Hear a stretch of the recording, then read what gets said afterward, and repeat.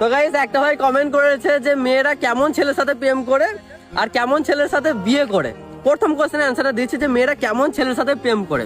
দেখো, এক নম্বর কথা, ছেলেটাকে ছাপড়ি হতে হবে, বাপের টাকায় উড়ে বেড়াতে হবে, মোড়কের মতো চুলের কাটিং মারতে হবে, চুলে কালার করতে হবে।